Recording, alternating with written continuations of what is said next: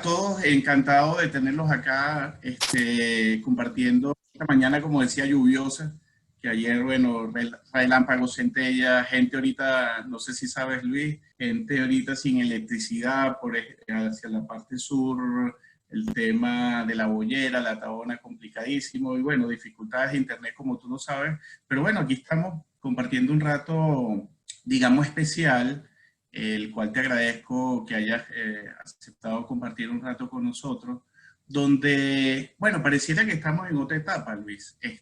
Pareciera que estamos, no sé si en una continuación del mismo fenómeno, pero pareciera que en los términos formales hay un inicio de una etapa donde se están estableciendo ciertas medidas de flexibilización de lo que son el decreto de alarma, donde hay de alguna manera una etapa no solo acá en Venezuela, sino en el mundo. Y todo eso me gustaría que hoy lo conversemos más allá incluso de compartir algunos datos que surgieron de la encuesta que hicimos recientemente. Y lo primero que quiero darte, Luis, es la bienvenida y de verdad agradecerte por tu espacio y tu colaboración con nosotros. Bienvenido. Encantadísimo de estar aquí, siempre un placer. Además, en estos nuevos formatos que son como la nueva forma de comunicarnos en el mundo y que yo creo que además llegaron para quedarse. Sí, así es, Luis. Yo también creo lo mismo. Yo creo que hace poco creo que lo hablábamos, ¿no? ¿Te acuerdas de esos viajes que uno hacía? Que, oye, vamos para San Cristóbal, para Barquisimeto, un ida y vuelta y tal y qué sé yo. Yo creo que eso habría que repensárselo porque definitivamente cuando tú ves la facilidad que tienen estas cosas con el tema de los riesgos, y bueno, los costos que todo eso tiene, definitivamente todo cambió.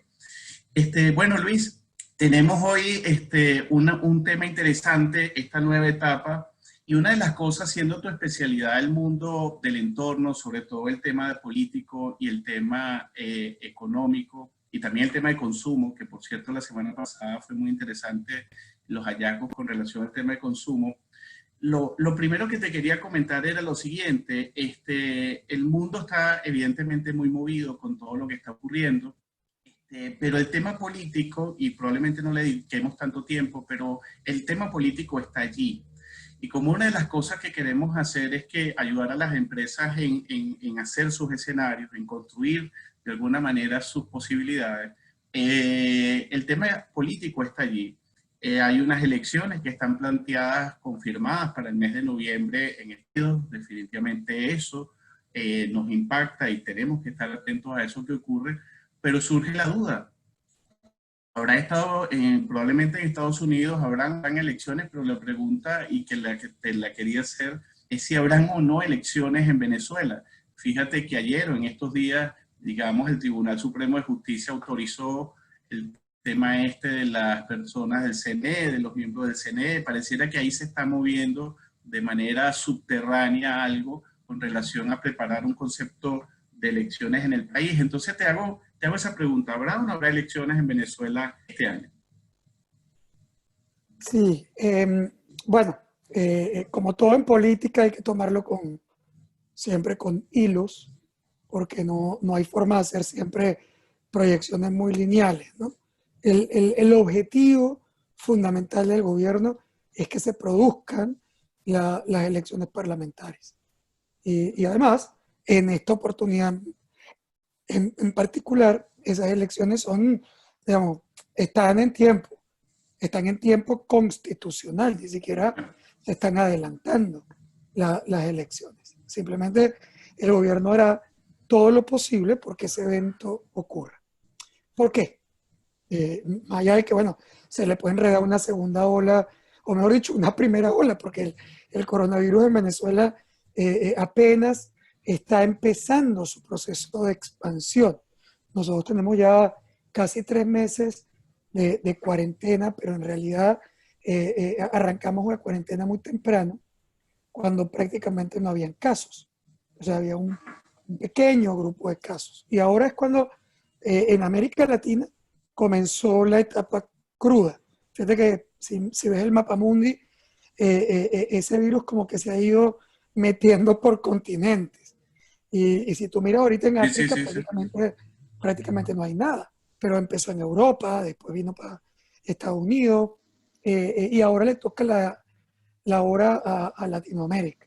Y aunque Venezuela estuvo bastante alejado, vemos una tasa de crecimiento importante que no se refiere a una segunda ola porque nunca fue para atrás, siempre ha ido hacia adelante, simplemente que más lento, una curva plana, pero que se está agudizando. Eso nos indica que a lo mejor nosotros, por ahí por agosto, septiembre, que ya vi que en la encuesta las empresas piensan que pueden regresar básicamente agosto y septiembre. Eso es así, es probable, es muy probable que así sea, siempre y cuando la curva no sea, bueno, no continúa creciendo a este ritmo, porque si continúa creciendo a este ritmo, paradójicamente el momento en el que vamos a tener que realmente desmovilizar al país en serio por el tema sanitario. Pero bueno, más allá de eso, si asumimos que la curva se mantiene plana y que no nos vamos a un clímax, el gobierno va a convocar esa elección. ¿Por qué? Bueno, tú tienes en Venezuela un conflicto de poderes entre el Ejecutivo en control territorial, no importa cuál sea el adjetivo que luego se use para definir, pero quitando el adjetivo, ¿quién controla el país? Maduro. ¿Quién gobierna? Maduro. O sea, al final de cuentas, ¿quién decide si tú abres o no abres, si tienes 7 por 7, si pagas impuestos y qué impuestos pagas? El que decide también en función de tu encuesta, si te va a dar o no te va a dar apoyo, digamos, para tu flujo de caja, para los impuestos, para no sé qué, es Maduro, no es Guaidó. O sea, tú no le puedes pedir a Guaidó un pasaporte, ni le puedes pedir a Guaidó que te deje entrar o que te dé una exoneración fiscal. O sea, ¿quién gobierna entonces? O sea, una cosa es el detalle simbólico, la simbología de la lucha política y otra cosa es el evento empírico de gobierno. Y el gobierno es Maduro. Ese gobierno que controla el poder territorial enfrenta a una Asamblea Nacional que es como el otro órgano con el que la oposición mantiene su lucha y su símbolo, porque el presidente de la Asamblea fue nombrado presidente encargado y reconocido por 60 países en el resto del mundo, lo cual le da una fuerza para enfrentar al Ejecutivo. Esa lucha de poderes duró, bueno, mucho tiempo, pero todo el año 2019, arrancando en un momento que era muy complejo para el gobierno. ¿Por qué? Bueno, porque su adversario, en este caso Guaidó, había logrado acumular 63% de respaldo popular.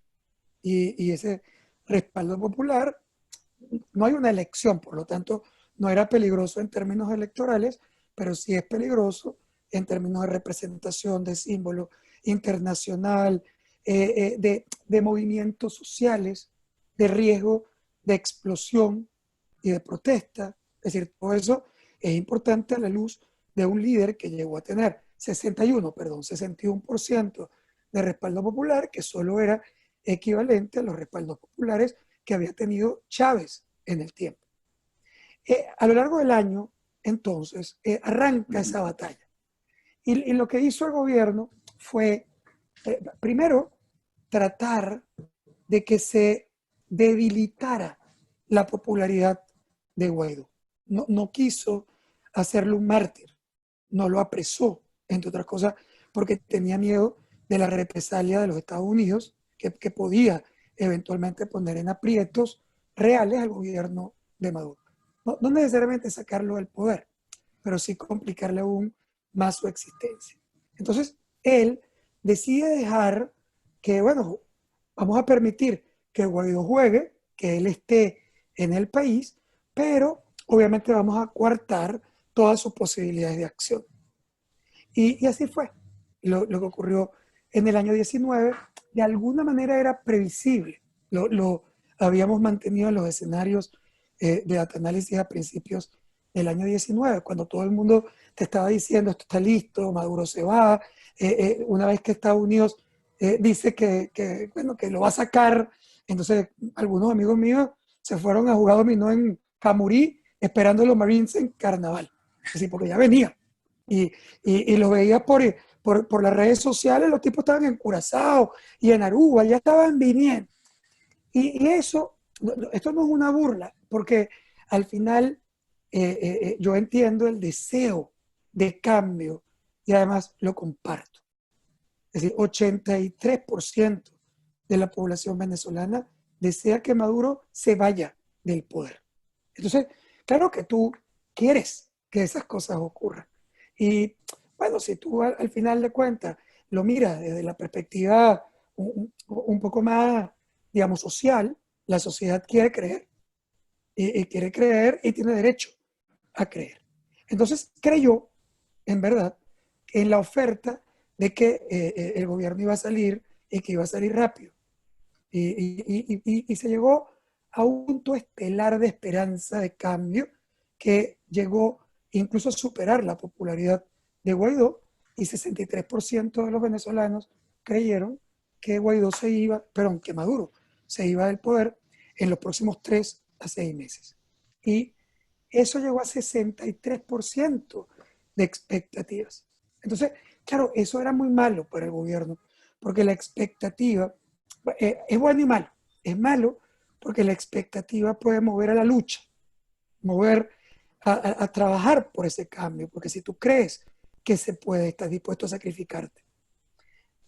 Malo porque si no lo logra, si no se concreta, la frustración Claro. destruye al adversario, destruye al actor que generó la esperanza. Y lo que está ocurriendo a lo largo del 19 fue eso, que no se materializa la promesa electoral, no electoral, la promesa de cambio, ni, ni lograste sacarlo del poder, ni el concierto de Cúcuta y la ayuda humanitaria, que en la cabeza de algunos era más o menos unos camiones que cruzaban la frontera, y como en una película de Hollywood, al cruzar la frontera, Maduro se le alborotaba el palacio y entonces salía al balcón del pueblo como en Paran y decía, si ustedes no quieren que yo mande, entonces yo tampoco quiero mandar. Es decir, bueno, yo la verdad es que nunca vi la conexión entre los camiones de Cúcuta y la salida de Maduro del poder. Pero sí había símbolos, luchas simbólicas. Y es así, pero las luchas simbólicas son de largo plazo. El problema no es que tú estés luchando, el problema es que tú plantees una lucha que es una lucha de largo plazo y vendas esperanzas de corto, porque matas totalmente la expectativa. Y eso fue lo que ocurrió. A lo largo de todo el año 19 empezó a ponerse nerviosa la gente.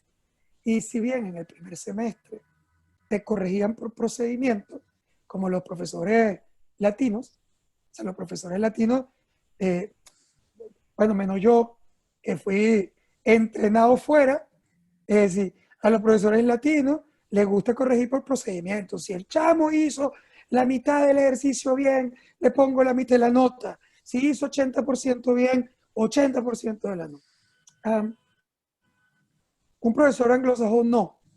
O sea, ni gringo, ni inglés. Eso no existe. Ni alemán. Eso no existe. Es decir, tú corrías por resultado. ¿Por qué? Bueno, muy simple, porque si tú estás enseñando a un ingeniero a construir un puente y el tipo se equivoca en 10%, el puente se cae. Entonces yo no te puedo poner 18 puntos, que, que es el 90% de la nota del ejercicio, porque tú solo te equivocaste en una viga que tumbó el puente. Entonces, sacaste 18 y el puente se cayó, ¿no? Y es exactamente lo mismo en la política. Es decir, si tú me prometes, si tú me dices que tú vas a hacer una lucha de largo aliento para tratar de producir cambios negociados o radicales en el tiempo en Venezuela, entonces yo te puedo evaluar con 20 cada pasito que tú hagas. Pero si tú me dices que tú vas a sacar Maduro en 3 meses, a los 9 meses ya yo te puse 0-1. Es decir, cambia totalmente la perspectiva. Y eso fue lo que ocurrió. Entonces, claro, llegaste a una pérdida muy importante de soporte popular del líder opositor, porque fue perdiendo terrenos ante ese proceso. Y entonces, ¿qué ocurrió? Que en enero el gobierno, que veía debilitada la oposición y al líder alternativo, decide que lo va a sacar del poder ahora sí. ¿Cómo? Sacándolo de la asamblea. Por eso participan en la asamblea, entran, meten sus diputados y empiezan a comprar, a amenazar, a exiliar diputados de la asamblea. Porque la estrategia de gobierno era desfenestrar a Guaidó en la propia Asamblea Nacional. Pero cuando no le dieron las cuentas, porque a pesar de mover diputados, de comprar diputados, de exiliar diputados, las cuentas no le daban para poder sacar a Guaidó de la presidencia de la Asamblea y por ende de la presidencia encargada del país, reconocida por ese poco de países, y obligarlos a empezar otra vez, lo cual era un dolor de cabeza. Cuando no le dio la cuenta numérica, simplemente hizo una barrabasada y tomó por la fuerza de la Asamblea. ¿A dónde vamos ahora? A tu planteamiento. O sea, todo esto no lo estoy haciendo solo para desviar la atención de tu pregunta, sino para enfilarme a responderla. Es decir, ¿por qué la elección parlamentaria ahora es tan importante? Bueno, porque cuando el gobierno intentó tomar la asamblea desde adentro sin haber elegido, no consiguió los votos, pero sí consiguió fracturar a la oposición, porque al final de cuentas, ¿qué son esos? ¿Quién era Luis Parra? Un diputado opositor. Eso no es una fractura opositora. Tú le puedes otra vez calificar a Luis Parra como tú quieras, pero eso es un tolete que salió de la fuerza opositora. Y Luis Parra y quienes lo acompañan, que son 16 diputados, que tú perdiste en el camino, más los que perdiste porque el gobierno sacó, exilió, persiguió, apresó, que es otra historia. Ahora, con eso en mente, fíjate que el gobierno, por la fuerza, no logró la legitimidad internacional y nacional de la Asamblea, pero sí logró debilitar a la Asamblea Legítima. ¿Por qué? Bueno, porque, por ejemplo, no puede entrar al hemiciclo, y el hemiciclo es un símbolo del poder, es un símbolo del Parlamento. Por eso los reyes usan coronas, por eso los presidentes usan bandas y usan, ¿cómo se llama? Bastón de mando. Son símbolos, eso no sirve para nada. O sea, ¿para qué sirve la corona? No es un satélite que controla a la gente. ¿Para qué sirve el trono del rey? Tampoco sirve para nada. No es que le va a dar un palazo con el palo, con el bastón, ni el trono. Son símbolos, son símbolos. Y esos símbolos son muy importantes en poder y política. Y el símbolo del Parlamento lo pierde la Asamblea. Es decir, no puede entrar al Parlamento, no puede entrar al hemiciclo, pero además tiene un montón de diputados afuera. Entonces se reúne ¿qué? Bueno, donde puede. Y yo no lo estoy criticando, estoy describiendo. Es decir, y cuando tú te reúnes en la casa de unos panas, donde está chévere para tomarte una cerveza o comerte una parrilla, pero no para reunir a los diputados de un país, hay una pérdida de conexión y simbología. Y el gobierno lo sabe y juega eso. No es que logró que Parra y la asamblea sean legítimas, eso no existe, pero sí logra que se debilite su adversario. Y ahora va a por él. ¿Y cómo va a por él? Como dicen los españoles. Es decir, va a por él fundamentalmente a través de la elección. Es decir, va a buscar la elección parlamentaria. ¿Por qué? Porque la elección parlamentaria fractura a la oposición. ¿Y por qué la fractura? Bueno, porque probablemente si yo le pregunto a nuestros participantes de hoy, que por cierto son un viaje, si yo les pregunto a ellos, ahí mismo, en este mismo panel de participantes, yo voy a conseguir un grupo que me va a decir que no se puede participar en una elección. Y tienen un argumentario completamente lógico. ¿Cómo voy a participar en una elección no transparente? Con un Consejo Nacional Electoral que elige el Tribunal Supremo de Justicia sesgado por la revolución. Con un Consejo Nacional Electoral payaso, con una sala electoral del tribunal que hará lo que le dé la gana a Maduro y no a la Constitución, porque responde a la revolución y no a la Constitución. Entonces me va a decir, eso es otra vez ir a hacerle el juego a los chavistas para básicamente, validar al gobierno venezolano. O sea, hay una parte de los panelistas que van a deciros eso, pero hay otra parte de los panelistas que te va a decir, como Melvin, yo sí participo en esa elección. Es decir, y también te lo va a decir, lo terrible de esto es que Melvin también tiene argumentos lógicos. Es decir, el argumento del primero no era ilógico. ¿Es verdad que el Consejo Nacional Electoral es sesgado? Sí. ¿Que el árbitro no funciona? Sí. ¿Que el Tribunal Supremo de Justicia es tramposo o sesgado a la revolución? Sí. ¿Que pueden hacer trampas? Sí. O sea, ¿que van a usar los recursos públicos? Sí. ¿Que no es un fair place para jugar? Sí. ¿O field? Sí. ¿Cuál de esos argumentos es mentira?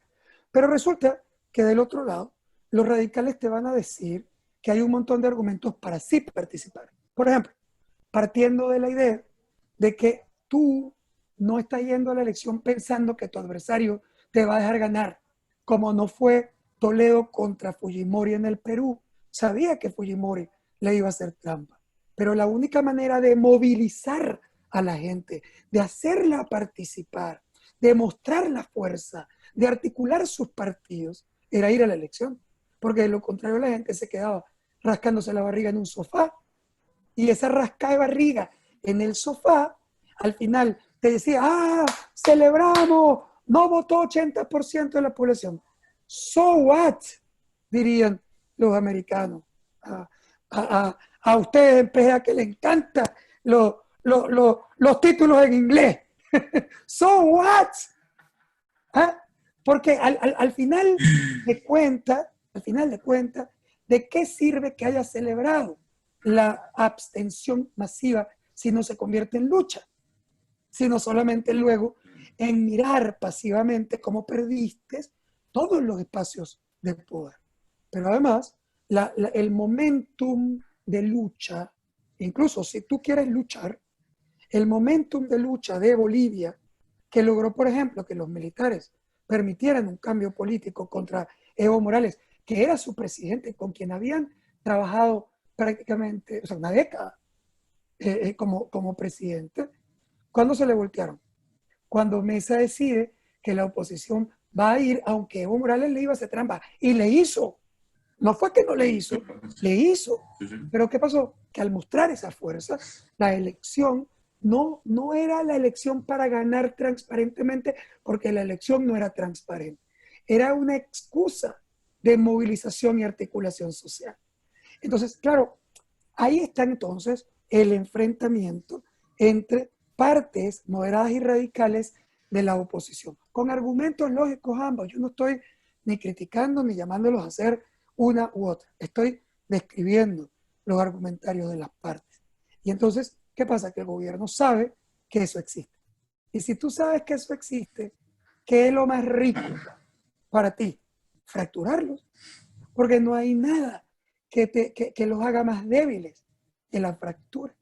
Y sabes que van a correr algunos en la elección y otros se van a abstener. Con lo cual, mi trabajo como chavista para ganar el Parlamento, sabiendo que soy claramente minoritario y que yo no ganaría ni una elección de la Junta de Condominio de Miraflores, pero si al final los que votan en contra mío no votan, o están fracturados, o se pelean y se matan entre ellos para una decisión de este tipo, entonces yo tengo una oportunidad de controlar o mantener el control de ese proceso. Entonces, el gobierno va para allá porque es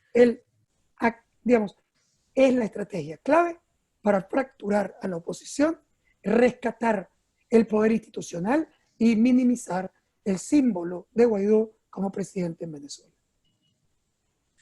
Mira, Luis, clarísimo y coincido plenamente contigo, pero ahora te llevo un terreno complicado que probablemente mucha gente no le gusta hablar de eso.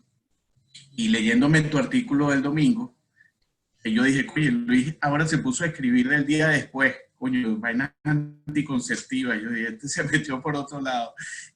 Cuando hablas del día de después y hablas del tema de las negociaciones y pones sobre la mesa, digamos, ese espacio ya no extremo de fractura, sino más bien de unión, que al menos la crisis permite esa excusa de alguna manera conversar sobre temas que de alguna manera hay que conversar. Entonces ahí te abro esa posibilidad antes de entrar el tema económico. Ese pequeño ejercicio de negociación o de conversación que encrispa mucho e irrita a otros, ¿cómo lo ves? ¿Un ejercicio positivo, necesario, o lo ves como una fórmula que en Venezuela, esa nueva, digamos, realidad hacia donde estamos migrando, es que todo va a tender a la negociación como fórmula, digamos, de reacomodo político en Venezuela? Mira, eh, yo creo que la negociación va a ser absolutamente indispensable y no va a haber ninguna manera de resolver el problema venezolano, como no lo ha habido en ninguna transición relevante que no pase por procesos de negociación política. Es decir, yo entiendo que eso genera también escozor en mucha gente, empezando por mi esposa. Es decir, ¿cómo va a negociar con el criminal, con el que te tiene puñido, con el asesino terrorista, narco, X? Es decir, esa visión, o sea, además, obviamente no va a querer negociar, sino manipularte, etcétera, etcétera. Eso parte de un error. Toda esa visión parte de un error.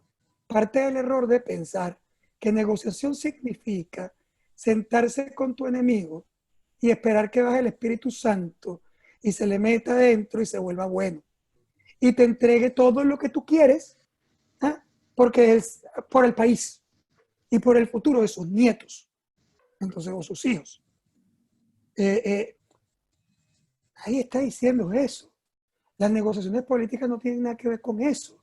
Las negociaciones políticas no son con un amigo. O sea, yo con un amigo negocio comprarle un carro, negocio comprarle su casa, su apartamento, una finca. Es decir, no. Una negociación política se hace con un enemigo, usualmente. Un enemigo, ni siquiera un adversario, un enemigo. Entonces, ¿cómo vas a negociar si no tienes confianza? ¿Cómo negocian los enemigos? O sea, si tienes que esperar que tengan confianza el uno en el otro, entonces claro que no van a negociar. Es decir, negocian los enemigos no porque confían en él, negocias porque no te queda más remedio. Sí, el negociar no es popular, por lo tanto yo no les puedo pedir a los participantes que, oye, mayoritariamente se sientan confortables porque vamos a negociar. No, tú negocias cuando no te queda más remedio. O sea, si yo pudiera sacar a Maduro del poder sin entregarle nada, ese sería mi deseo de la lámpara de Aladino, mi milagro de la varita mágica de Harry Potter. O sea, ¿quién carrizo le quiere entregar algo al adversario? Nadie. Por lo tanto, si tú pudieras sacarlo del poder sin entregarle nada, esa es la ruta adecuada. La pregunta es, ¿existe esa ruta? Has hecho de todo y al final, ¿qué has recibido? Nada. Es más, diría que el resultado final es incluso peor que lo que tenías, porque el país está mucho peor hoy que cuando empezamos. Es decir, entonces, uno puede decir, bueno, pero eso es culpa de Maduro. Está bien, es que nadie está cuestionando quién es el culpable. La pregunta es, ¿lo resolviste? No. Entonces, ¿por qué tengo que confiar en que lo vas a resolver ahora? Y eso es lo que le pasa a la población luego de 20 y pico de años de lucha. O sea, que tú ahorita prendes, vamos a estar claros, tú agarras tu Twitter y hace un año tú veías un Twitter de los líderes opositores más importantes y específicamente de Guaidó, y lo retuiteabas, lo comentabas, te entusiasmabas, llamás por teléfono.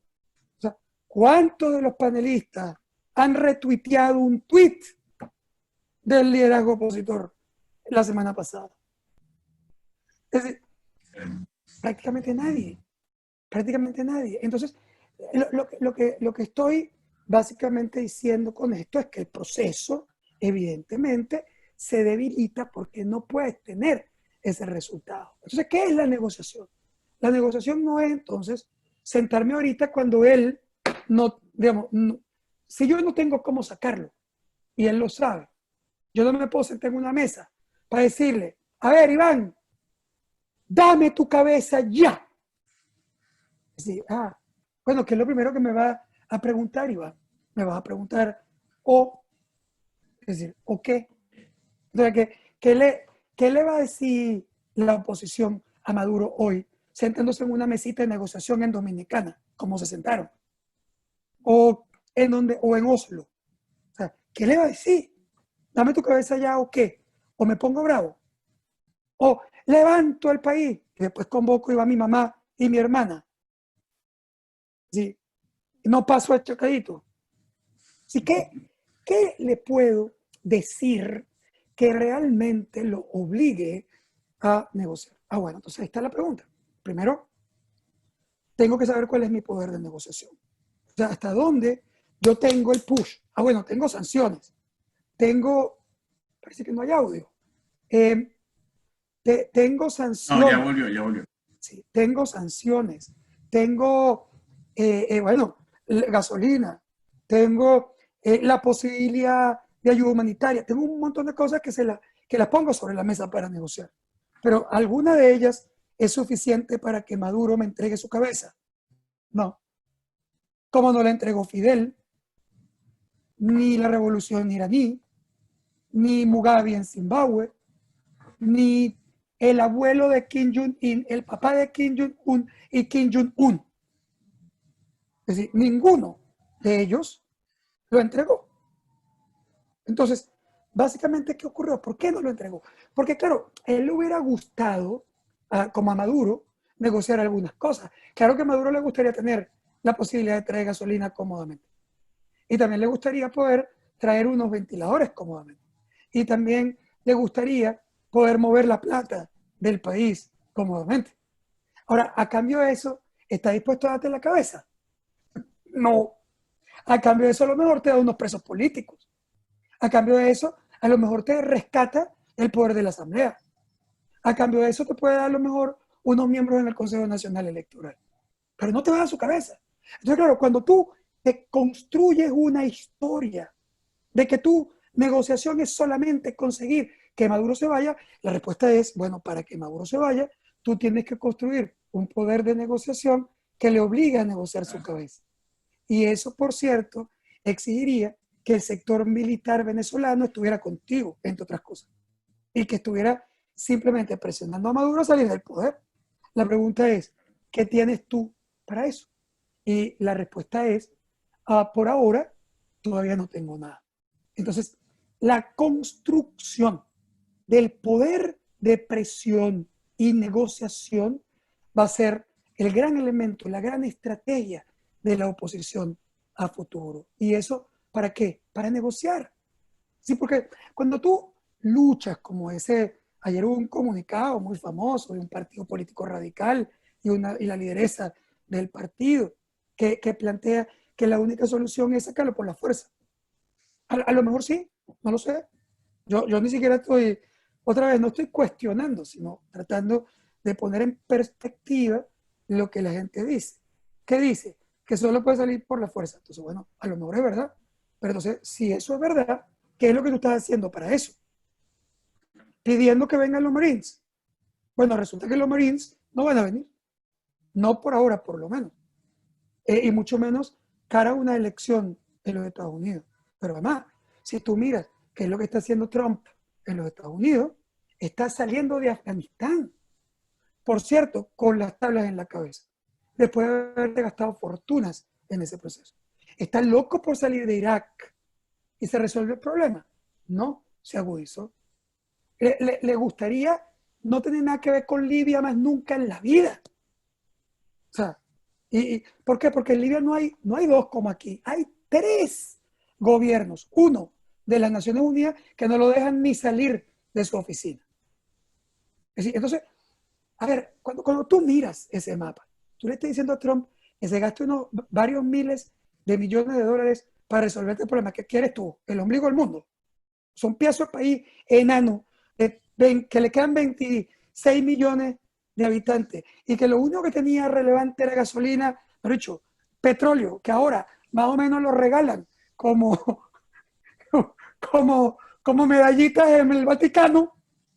O sea, le está diciendo que es que él se va a arriesgar por ti, que va a arriesgar sus elecciones, su plata, y además quedarse envuelto en un rollo a largo plazo en Venezuela. Es decir, eso no va a pasar. Entonces, si tú me estás diciendo, yo no lo estoy cuestionando, supón que un líder me dice, o que un analista, o que un panelista, o que un participante me dice, Luis Vicente, créeme, no hay ninguna forma de sacar a Maduro que no sea por la fuerza. Yo le puedo decir, sí, pero entonces te voy a contar que más vale que construyas esa fuerza, porque no está. Y si me dices, pero es que los venezolanos no vamos a poder sacar a Maduro, la respuesta es, entonces nadie lo va a sacar. Tú decides en qué nivel te lo planteas. Es decir, yo no te estoy diciendo que no. Lo que te estoy diciendo es, si tú no crees que son los venezolanos lo que lo pueden resolver, lo que me está diciendo es que tú no crees que nadie lo va a resolver. Porque lo que sí es verdad es que Estados Unidos no lo va a resolver. Las sanciones no lo van a resolver. Las sanciones no lo resolvieron en Cuba, ni en Siria, ni en Irán, ni en Zimbabue, ni en Madagascar, ni en China, ni en Rusia.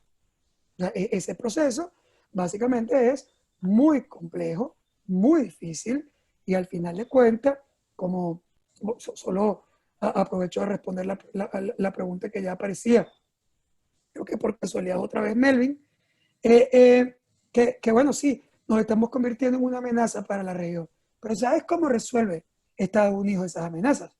¿Cómo resolvió la de Cuba? Con un cáncer encapsulado, como si fuera un cáncer de próstata, lo encapsulas para que no pueda contaminar a nadie. Y normalmente no lo extirpas porque te cuesta mucha plata. O sea, lo encapsulas, lo aíslas. Y en este caso, el tema central es que ¿quién lleva la peor parte? La peor parte la lleva no el gobierno, que siempre tiene porosidades, que siempre tiene aliados que le tiran algo, que siempre controla lo poco que hay. Quien la lleva peor, como en Cuba, como en Irán, como en Siria, como en Norcorea, quien la lleva peor es el pueblo, que se queda adentro del cáncer encapsulado. Entonces, o tú buscas una negociación que rompa este proceso y no puedes esperar, como decía el artículo del domingo, al día después. Es muy cómico, bueno, no sé si cómico, pero a mí ahorita me da risa cuando yo oigo a grandes bancos internacionales diciendo que te voy a resolver el problema de plata el día después.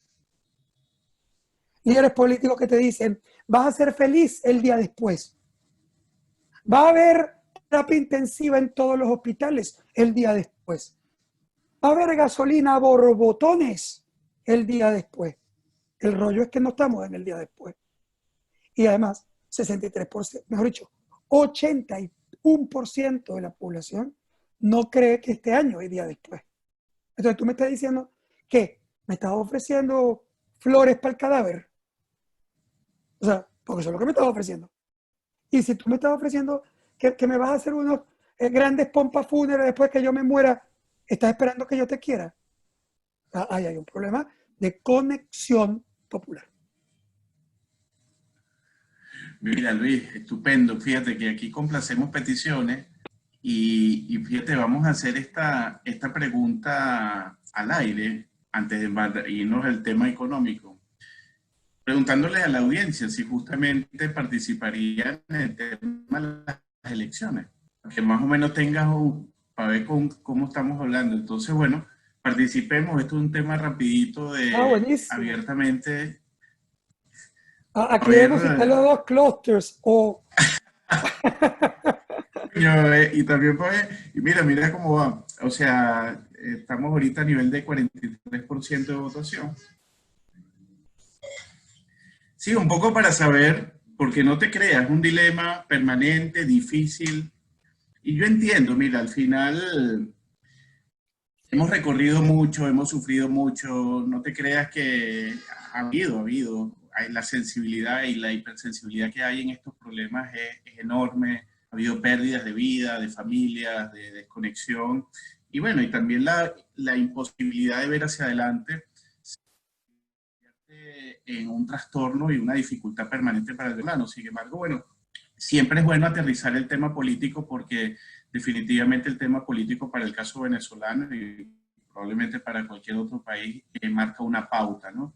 Entonces, te comento, vamos a cerrar aquí la votación, tengo ya el 73% y fíjate, la voy a publicar aquí rapidito, show results. Bueno, país dividido, como decía. Hablando de fractura, de división. Increíble, ¿no? Increíble, increíble, increíble. De verdad que muy, muy interesante. Bueno, de eso va, Luis. O sea, es un país que tiene estas características y ahí quiero llevarte un poquito a la parte económica. He ido siguiendo mucho lo que comentas y lo que escribes y en algún momento hablamos de lo que era la primitivización, digamos, de Venezuela, no solo en términos ya de su tamaño, que es bastante pequeño, es un país, una economía que estará alrededor de, no sé, 60, 70 mil millones de dólares al año, con las dificultades en materia de producción que sabemos, servicios públicos y todas esas cosas complicadas. Y bueno, y en esta situación, y aquí sí me voy un poco al estudio, para de alguna manera compartir algunos datos, sobre todo, y después me voy hacia al año pasado, y aquí me gustaría que aquí tú nos ayudes a interpretar esto. Ese país que sabemos que es primitivo, que es más pequeño, que definitivamente está ahorita en una nueva etapa hacia una reactivación, flexibilización. Cuando le preguntamos si eventualmente ellos veían o están viendo que hay un apoyo de parte del gobierno, fíjate que según esta encuesta nos está dando que solo el 21%, bueno, la mayoría, 80% piensa que no va a haber ningún apoyo. Y cuando vemos en el mundo, la tendencia es totalmente distinta. Es decir, pareciera que en el mundo hay una disposición o una claridad con relación a la necesidad de apoyos importantes, supra económicos, que ayuden desde el caso de Australia, que es uno de los paquetes más importantes que ha habido en la historia, digamos, de Australia misma y del mundo, su apoyo económico para el tema del empleo, para el tema del ingreso, el mismo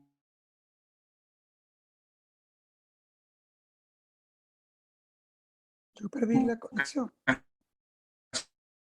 caso europeo, el mismo caso americano, tema de los 1.200 que lo observe. ¿Cómo? ¿Ahora sí o no? Sí, ahora te oigo, sí. ¿Me escuchas o no? Ahora. Sí, sí. Disculpa. Entonces, a donde quiero compartirte es, Luis, el mundo está aquí, esa es nuestra condición política, nuestra condición económica, un país que el año pasado decreció alrededor de menos 35%. Esto es una situación donde los empresarios no es que estamos buscando un apoyo por pedirlo, porque es que no servimos para nada, sino que sencillamente es una condición muy, muy especial y en el mundo están ocurriendo estos apoyos. Pero fíjate, para el caso de Venezuela, estamos viendo que no hay ningún tipo de expectativa con relación a los apoyos gubernamentales. Y los pocos que ven si hay algún tipo de apoyo, y son sectores muy particulares, caso turismo, caso industrial, están viendo que probablemente la cosa se podría cantar en tres elementos. El tema del IVA, el tema de la reducción del encaje legal y el tema de los incentivos fiscales. Cuéntanos un poco esa conexión de la situación, la necesidad de apoyo gubernamental, o al final estamos desprotegidos. Es un yo con yo, contamos con lo que tenemos los privados, con nuestra creatividad y nuestras posibilidades, y definitivamente eso es lo que forma parte del escenario fundamental para Venezuela. Mira, obviamente, en el medio de una crisis de esta magnitud, lo normal es que los gobiernos protejan en un momento determinado lo que se puede llamar sectores vulnerables. ¿Qué sectores son vulnerables en una pandemia de estas características? Tú tienes dos grandes pilares, el pilar sanitario y el pilar económico. Y hay una batalla entre ellos. Porque, por ejemplo, para poder protegerte de la pandemia has tenido que desmovilizar el país. Y esa desmovilización del país, que mientras no tienes vacuna y no tienes tratamiento, parece indispensable para evitar una catástrofe mayor, si tú desmovilizas, pero esa desmovilización tiene impactos económicos severos. O sea, el país se tranca, se cierra, cambia, tienes empresas que van a enfrentar problemas críticos de flujo de caja, que es perfectamente consistente con tu encuesta. Es el primer problema que va a preocupar a las empresas en el futuro, es su flujo de caja. ¿Por qué? Bueno, porque bueno, primero, las ventas en muchos sectores, la mayoría, caen, pero además cierras, pero mantienes costos, que incluso incrementas costos, porque para tú poder operar hoy, vas a tener que incrementar costos de operación, o sea, regresar, por ejemplo, a la oficina.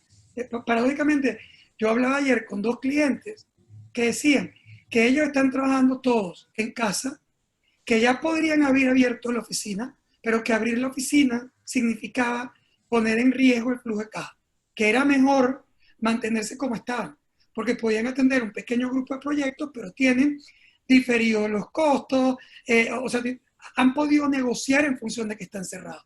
Pero si se abren, ellos tienen que enfrentar no solo los costos del futuro, sino también un montón de cuentas por pagar que han quedado pendientes en el medio de la pandemia, que tú puedes negociar, pero que se te complica ese panorama. Ese proceso obliga a pensar en dos cosas. El regreso, o sea, lo más rápido posible, debatiéndote con el tema sanitario, pero para tratar de que la gente se reactive y pueda empezar la producción, el empleo, la actividad de nuevo en el país. Eso es un primer reto. ¿Cómo hago para que la batalla entre lo sanitario y lo económico tenga un equilibrio y que yo pueda rescatar actividad para que las empresas no se quiebren? Y lo segundo es cómo las ayudo. ¿Por qué? Porque así como tengo que ayudar a una población encerrada que no pudo trabajar y que no tenía plata, que eran informales, que no tenían la posibilidad de enfrentar la vida con los salarios que les pagaban sus patronos a pesar de estar cerrados, viene la segunda etapa y es, bueno, ¿qué hago con los patronos? Después de 3 meses en crisis, con flujo de caja colapsados, con ventas en el piso, con necesidades de dinero para reactivarse. Para abrir necesito poner sistemas de higienización del personal. Tengo que poner un montón de protocolos que me cuestan dinero. Aislar, perdón, no aislar, hacer separaciones, etcétera. Es decir, tengo que meterle plata a la reactivación de mi actividad. Y no tengo. Entonces, en muchos países, lo que ha ocurrido es que los gobiernos han apoyado ese proceso, han entregado dinero, estímulos, dineros de incentivos directos, créditos, subsidios de muchos tipos, han entregado para que las empresas puedan subsistir. Y luego han entregado exoneraciones impositivas, etcétera, que les permita ventajas crediticias, etcétera, para que las empresas puedan oxigenarse. ¿Qué de esto podemos esperar en Venezuela? Me ubico aquí, no siempre me pasa, porque recuerden que mis encuestas decían que Chávez iba a ganar, por lo tanto no siempre estoy de acuerdo con el resultado de las encuestas. Estoy de acuerdo con que eso va a pasar, pero no estoy de acuerdo Exacto, con el con la dato, con el respuesta. dato. Bueno, en este caso estoy de acuerdo con la respuesta de la encuesta. Yo estoy de acuerdo con esos 8 de cada 10 de tus entrevistados que piensan que no va a haber ningún tipo de protección ante la crisis en Venezuela para el sector empresarial. Es decir, creo que el gobierno no lo puede hacer. Ni siquiera tiene que ver con que no lo quiera hacer. Tiene que ver con que no lo puede hacer.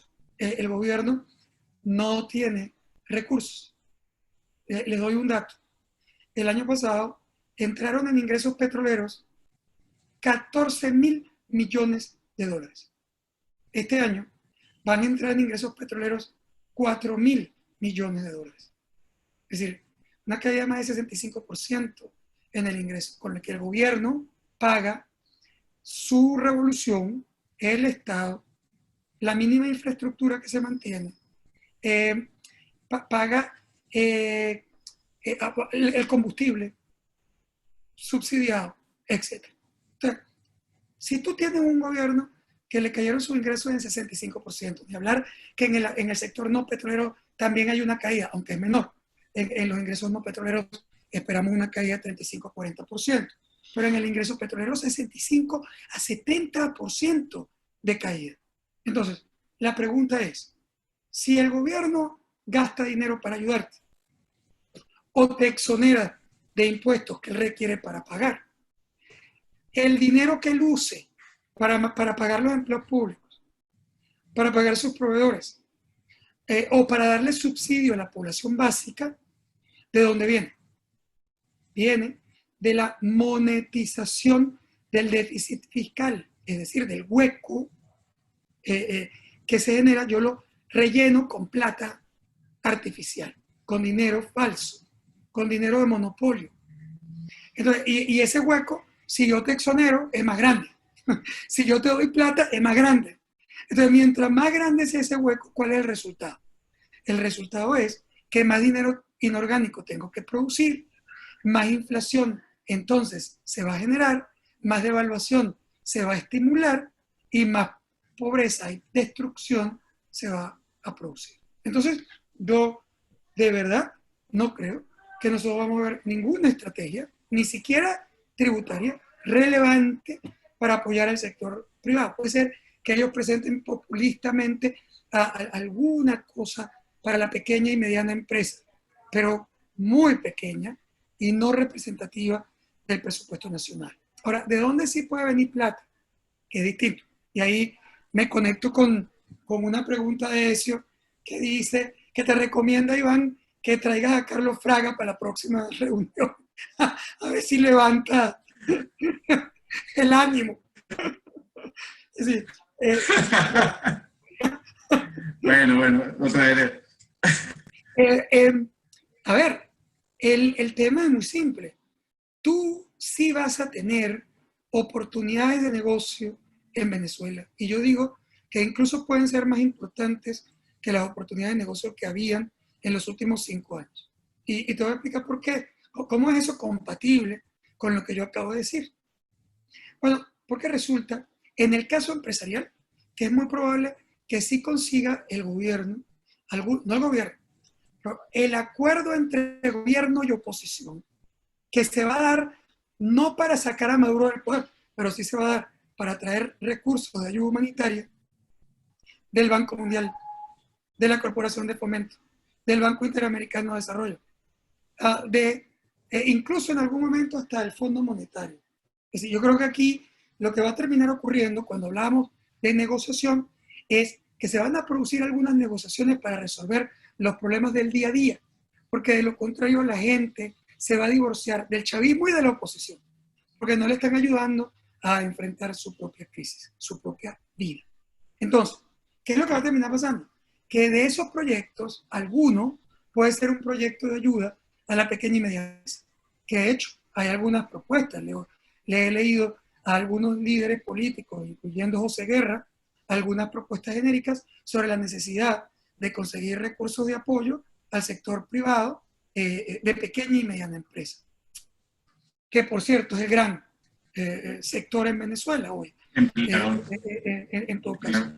Entonces, sí podría ocurrir que a lo mejor ese 21% que cree que va a haber medidas desde el Ejecutivo, en realidad no sea desde el Ejecutivo, sino que sea desde los acuerdos de ayuda humanitaria que van a apoyar la subsistencia de sectores empresariales que puedan generar empleo en Venezuela. Ahí creo que puede eventualmente producirse algo.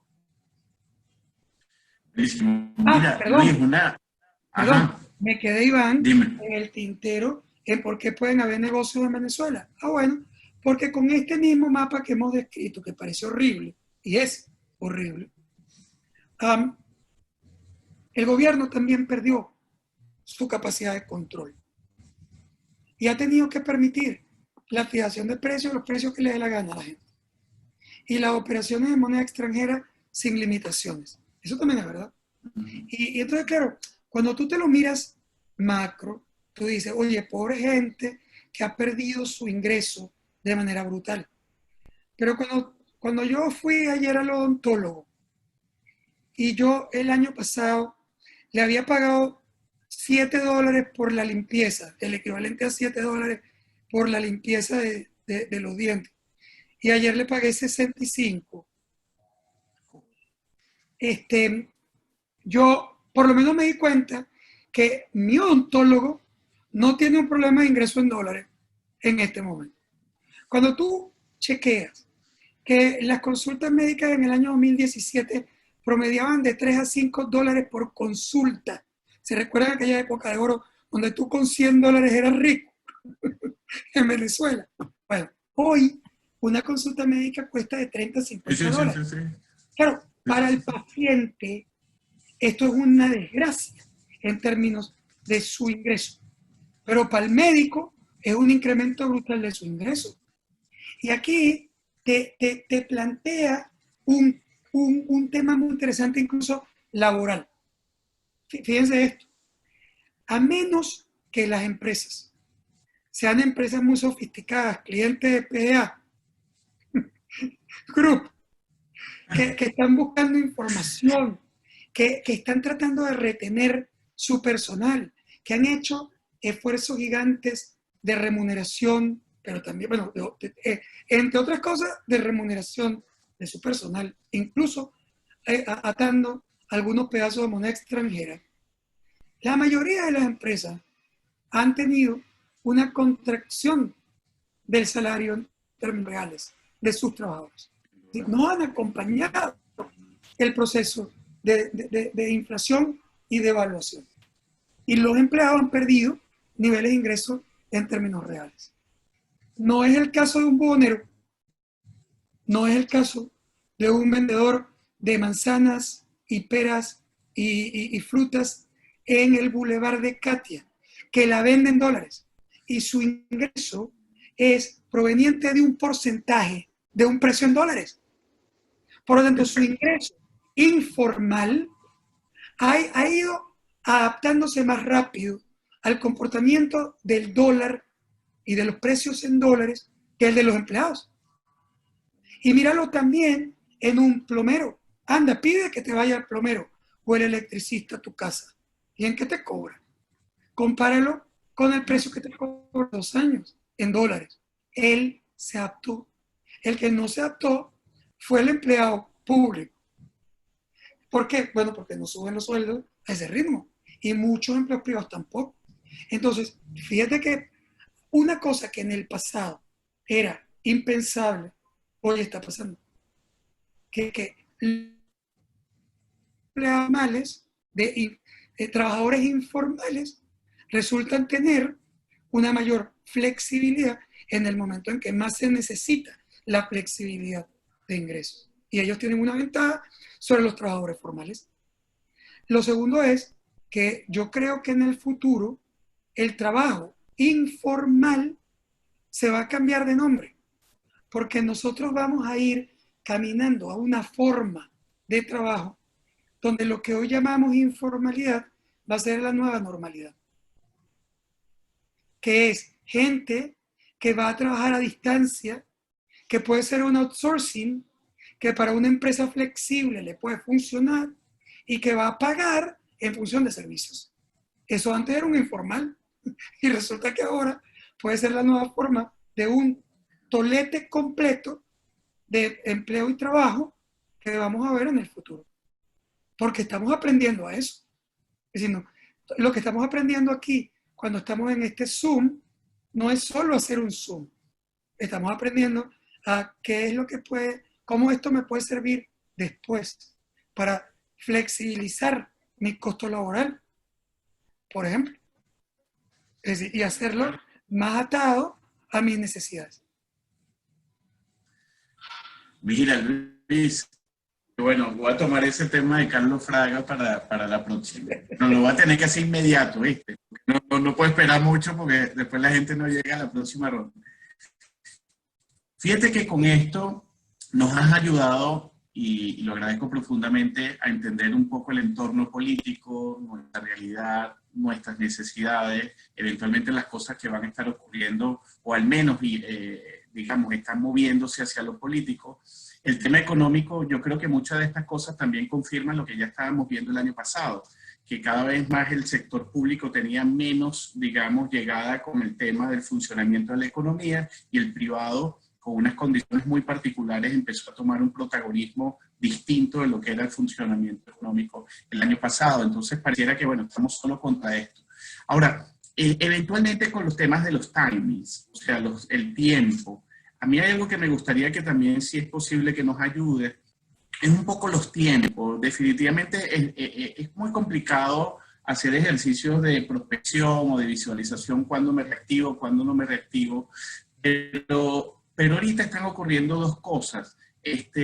Lo que es el decreto formal del gobierno, mira, que sí puede, sí, está sí tienes que estar en cuarentena, no tienes que estar en cuarentena, el tema del 7x7, el 5x10, pero la realidad es que uno lo que ve en la calle es muy distinto a lo que el gobierno anuncia. Es decir, una cosa es el decreto, digamos, formal e institucional, y otra cosa es lo que uno ve en la calle.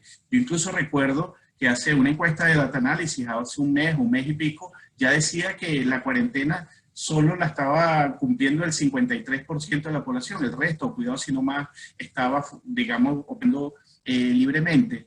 Cuéntanos un poco cómo nos deberíamos manejar en este segundo semestre con los tiempos. ¿Tú piensas que estos datos que están acá, que alrededor de julio, agosto, septiembre son muy optimistas? Este tema de que ahora los casos se están aumentando exponencialmente, entendiendo que son los datos correctos. Cuéntanos un poquito cómo estructurarnos con relación al timing, bien sea por sectores o por tamaño empresarial, como para hacer unos escenarios un poquito más adecuados de cara a una eventual reactivación. Sí, yo creo que, a ver, las estimaciones de la encuesta de ustedes básicamente es muy lógica. Es decir, yo creo que es perfectamente lógico tomar como un punto de referencia de regreso el mes de agosto, es decir, regreso a abrir la oficina de una manera más masiva y más formal y más legal. Porque algunos están abiertos por el sector donde están, otros están abiertos escondiditos. Pero me refiero a que ya se permita de alguna manera la apertura. Eso no quiere decir de ninguna manera que esté regresando a la normalidad, porque aquí nadie va a regresar a la Excelente. normalidad hasta que no aparezca la vacuna y no sea aplicada y estemos inmunes, o aparezca la medicina, que es una medio normalidad. Pero normalidad, hasta que no haya vacuna, no hay. Porque tú puedes empezar en julio y agosto y volverte a ver hecha para atrás en octubre y noviembre en una segunda ola. O sea, porque ese bicho está ahí. O sea, esos bichitos están... Cuando tú te acerques más a ellos, se te va a pegar. No hay forma que no se te pegue. Te puedes lavar las manos, te puedes echar gel, todo lo que tú quieras. Pero los estimados mundiales son que sin vacuna, no importa lo que tú hagas, cerca de 80 a 85% de la población terminará teniendo en algún momento coronavirus. Entonces, eso a menos que aparezca la vacuna. Es decir, que cuando aparezca la vacuna, se para la tasa de crecimiento de contaminación. Entonces, vamos a tener coronavirus. La mayoría en algún momento. Porque tú no has resuelto el problema. Tú lo estás evadiendo. O sea, pero tú no te puedes quedar encerrado toda la vida para que no te dé coronavirus. Y en algún momento, mira, o sea, te casa. Ahora, llega un momento en que tú hasta estás dispuesto a eso. Deja en tu casa cerrado, viejito. Los que están enfermos se cuidan más, pero empiezas a vivir. Y yo creo que vamos a empezar a vivir de nuevo julio, agosto, y puede ser que después nos volvamos a complicar en el camino.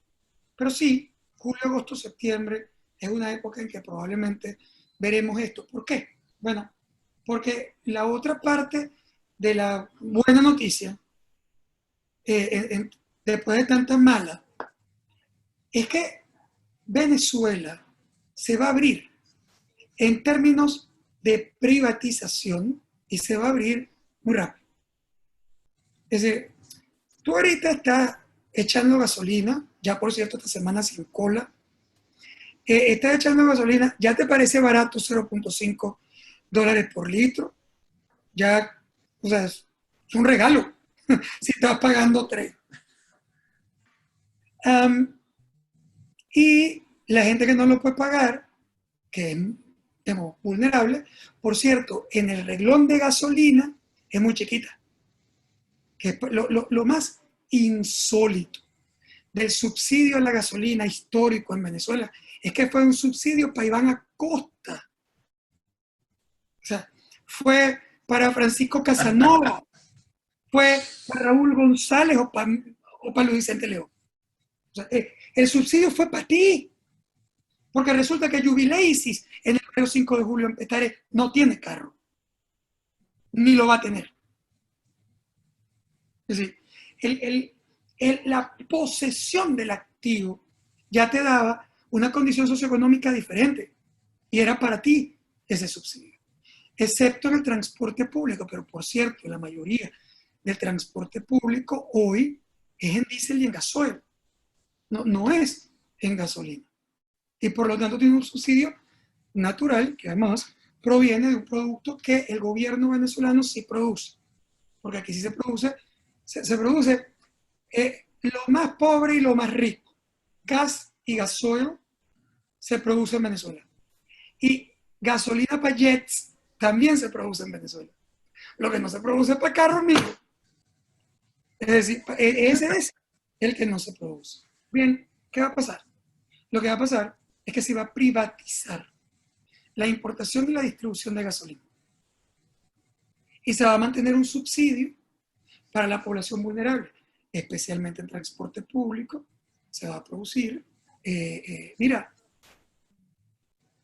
en las refinerías, probablemente, algo van a producir.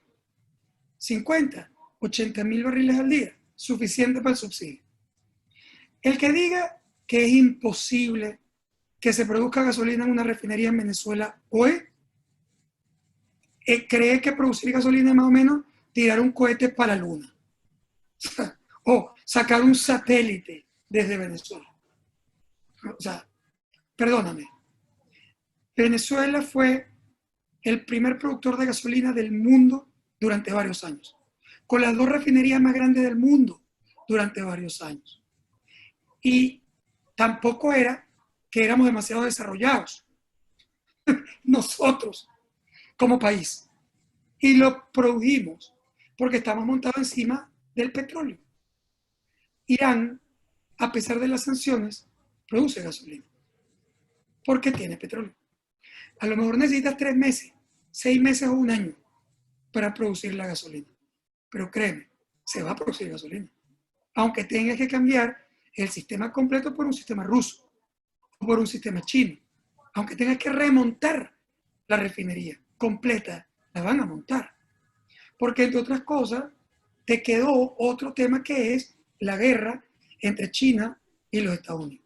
Y en esa guerra comercial entre Estados Unidos y China, China va a ser un player muy importante en el rescate de la producción de gasolina en Venezuela, porque le interesa ser irreverente. Y los chinos se meten en Amuay y van a producir gasolina. Los rusos se meten en el palito y van a producir gasolina. Y no estamos hablando de una bomba atómica. Estamos hablando de producir gasolina en una refinería donde hay petróleo. Coño, o sea, no. De nuevo, 3 meses, 6 meses o un año. Pero en el paralelo, que es lo que me importa, lo que tú sí vas a ver es la privatización para ti. Porque tú eres el que no va a comprar gasolina de esa refinería. El que va a comprar gasolina de esa refinería es el transporte público, el propio Estado, los enchufados que luego van a dominar el mercado negro. Pero el mercado se va a privatizar. Pero no ese, Iván. La electricidad se va a privatizar. ¿Por qué? Porque el gobierno no le puede comprar repuestos a Siemens ni a General Electric. Y si no le puede comprar repuestos ni a Siemens ni a General Electric, lo que va a terminar pasando es que le va a tener que ceder en concesión la producción de energía para que otro lo pueda comprar. O le va a dar un blackout completo en Caracas, no Maracaibo, Caracas o Valencia. Entonces, ¿a dónde va? Va a la privatización, que va caminando en paralelo a la apertura de precios y a la liberación cambiaria. Entonces, mira lo paradójico. Venezuela, en su peor crisis, comienza a abrirse económicamente. Y eso abre oportunidades de negocio. Para el que lo sepa leer. Probablemente quien va a producir energía no es una empresa eléctrica americana. Quien va a producir energía probablemente va a ser una empresa asiática de Malasia que tiene tamaño suficiente para producir toda la energía de Venezuela si le da la gana. Ahí es donde van a empezar a ver los new players en ese mercado y los clusters alrededor de ellos. Mira, me parece genial que lo menciones así, Luis, porque definitivamente una de las cosas que yo creo que como empresarios, como asesores, incluso como trabajadores, es entender que una vez que tú decidiste estar en este país, en estas condiciones, ahora lo que te toca es un poco dirigir la mirada hacia donde están en esos espacios, a cómo se están moviendo las cosas para eventualmente, sin menoscabar temas éticos, temas jurídicos, ver qué opciones está este nuevo mercado que existe y va a seguir existiendo. Porque tú me decías que ahorita somos 26 millones de habitantes y bueno, incluso hay gente regresando, nunca probablemente equivalente a la que se está yendo, pero ahorita el mundo también cambió y también esos incentivos que tenía la gente para irse no son los mismos. Entonces probablemente Venezuela se convierte en un lado nuevo, distinto, popular, que tenemos que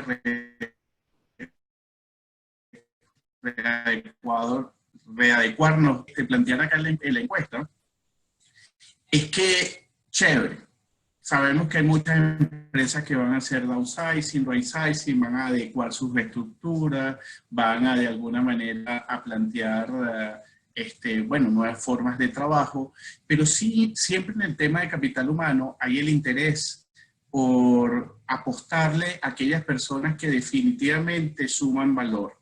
Esos talentos que de alguna manera tienen unas capacidades, bien sea técnicas, bien sea gerenciales, y siempre la empresa, más allá de que tenga unas reducciones de su tamaño, siempre le va a apostar probablemente a la calidad de esas personas. Una de las cosas que quisimos hacer en este estudio fue investigar un poco, no meternos por el lado del downsizing, no con quién sales o de quién no vas a contar más, sino eventualmente a qué áreas probablemente vas a querer incorporar, dónde quieres probablemente sustituir talento y dónde apuestas de alguna manera tu inversión en términos de lo que es retención a esas personas que te están produciendo.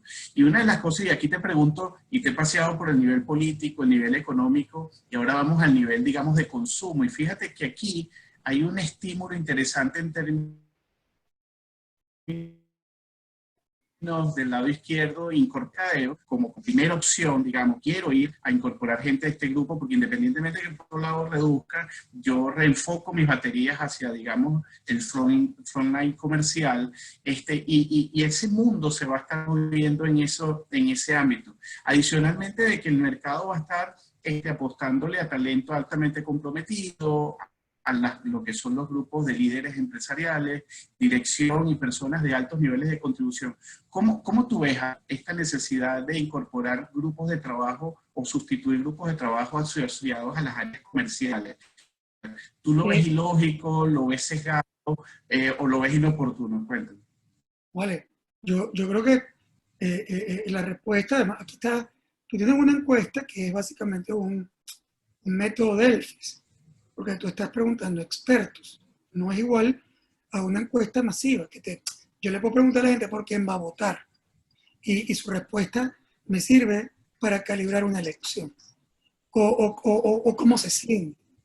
Pero cuando vamos a hablar de qué hacer estratégicamente en una empresa, nadie como los que te están respondiendo en esta encuesta, que son los players que están tomando decisiones, que tienen, digamos, su información, debate, historia, experiencia, etc. Y lo que están diciendo aquí es perfectamente racional. Es lo racional. Es decir, tú estás diciendo que vas a fortalecer las áreas que necesitas para el post-COVID-19. Es decir, ¿cuáles son las áreas que necesito para el post-COVID-19? Bueno, lo primero es que aprendimos que los temas tecnológicos van a ser fundamentales. Es decir, aprendimos a que esta es la nueva normalidad. La tecnología, no solamente para hablar en un proceso como este, no solo para hablar en una reunión o en un meeting, sino también incluso para soportar los delivery, por ejemplo, para soportar los pedidos por tecnología, para el manejo a distancia, para el teletrabajo, que también necesita soporte tecnológico. Es decir, todo lo que nosotros imaginamos que va a ser la nueva carga posterior a la apertura o la removilización, van a ser elementos vinculados al tema tecnológico, y eso significa que nosotros vamos a necesitar personal calificado de soporte tecnológico. Y por lo tanto, me parece completamente lógico pensar que las empresas sientan que en sus departamentos de tecnología va a haber que incorporar nueva gente, además, incluso especializados en cosas de tecnología de comunicación, de tecnología de logística, de tecnología de trabajo remoto, etc. Y luego, ventas y mercadeo. ¿Por qué? Porque, ¿qué es lo que yo tengo que llegar haciendo cuando abra de nuevo la empresa? O cuando me regularice. Muy simple. Me tengo que poner un cuchillo entre los dientes. O sea, tengo que buscar el mecanismo. Creo que tienes apagado el micrófono, Iván. Ok. Decía que tienes que ponerte un cuchillo entre los dientes porque al final de cuentas yo necesito rescatar ventas y preservar mi market share o incrementar. O sea, aprovechar el momento para tomar el share de actores que sean más pasivos que yo. Entonces, cuando yo estoy pensando, ¿qué estoy pensando?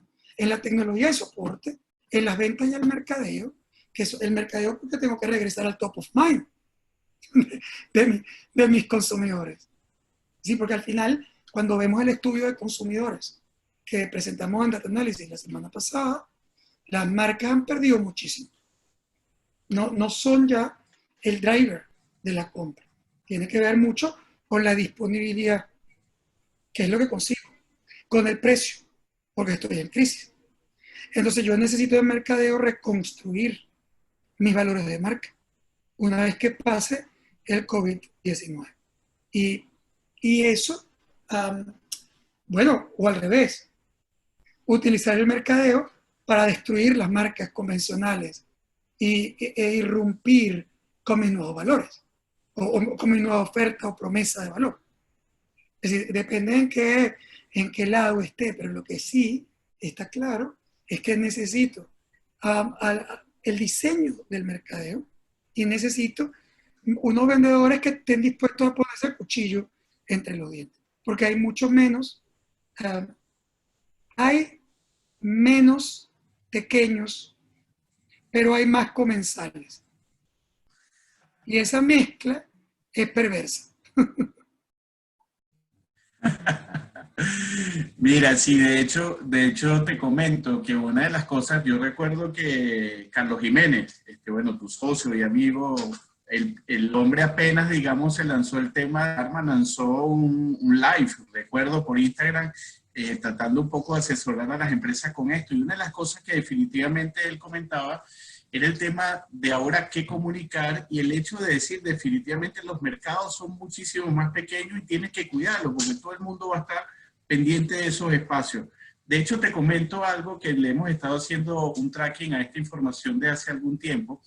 Ya el año pasado, a partir de agosto, por ahí julio, agosto, después del apagón, porque a veces se nos olvida del apagón, con todo el tema este del dólar que empezó a surgir, o sea, empezó a haber una dinámica económica muy particular, ya las empresas estaban reaccionando con relación al tema de las fuerzas de venta y dijeron, oye, pero ya va, hay un mercado, porque hasta ese momento el dominio lo tenía el oferente, pero cuando tienes problemas de efectos de la demanda, entonces tú dices, bueno, déjame cómo estimulo, cómo optimizo, cómo potencio lo que es mi esfuerzo comercial. Y cuidado si en Venezuela esa capacidad que antes tenía técnica de punto de vista de los vendedores, ese músculo, digamos, se ha complejizado. Cuidado que incluso algunas empresas decían que hasta se han dormido. Mi vendedor casi que ni vende, sino que toma pedidos, sino que espera abiertamente, digamos, que me traigan las cosas. Pero eso está cambiando radicalmente, y está cambiando radicalmente no solo por el tema de venta,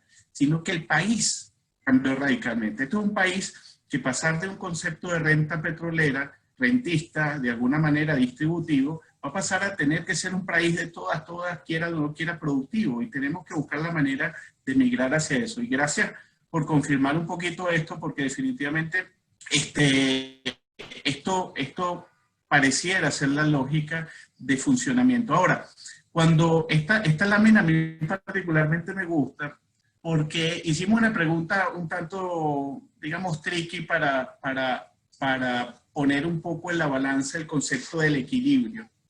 Cuando le preguntamos a los trabajadores, a las empresas, oye, ¿cómo consideras tú que ha sido esa reacción de ese trabajador? ¿Tú lo has visto pasivo? ¿Tú lo has visto incómodo? ¿Tú lo has visto, digamos, que no colabora con tu proceso productivo en estas circunstancias? Y vamos a ver los resultados, y fueron muy positivos. Casi el top box está bastante alto con relación a la percepción de esa disposición de ese trabajador a echarle pierna, a cuidar a colaborar en una situación tan complicada. Sin embargo, cuando develamos un poco los datos, nos damos cuenta que le preguntas su percepción sobre si ese trabajador valora o de alguna manera está algo satisfecho con esa reacción empresarial de cara a lo que son sus condiciones de trabajo, y se genera una diferencia. Obvio, nunca nadie está conforme totalmente con lo que gana, y menos en estas condiciones, pero pareciera, según estos datos, que hay aquí un desbalance, ¿no?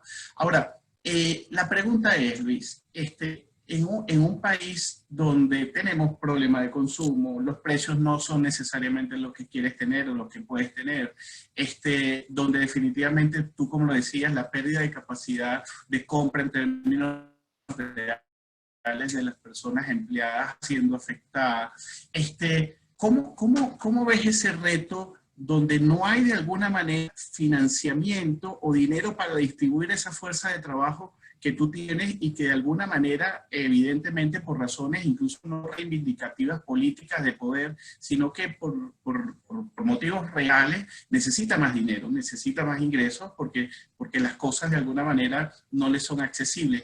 Cuéntame eventualmente qué estrategias consideras tú que pueden hacer que esta balanza tienda a equilibrarse, donde haya más de alguna manera transferencia de esos ingresos a los trabajadores, como probablemente eventualmente incluso trabajar esa conexión del trabajador con elementos más de productividad. Porque yo te digo, en general el empresario puede concebir temas de ahorro, de infraestructura, pero eventualmente él sabe que hay, no digamos una deuda pendiente, pero sí sabe que hay unas necesidades que están allí, latentes en los trabajadores, pero no tiene capacidad, no tiene de dónde sacar, no hay financiamiento, no tengo ingresos, y bueno, y se complica un poco la cosa. Cuéntanos un poquito cómo tú eventualmente algo como esto,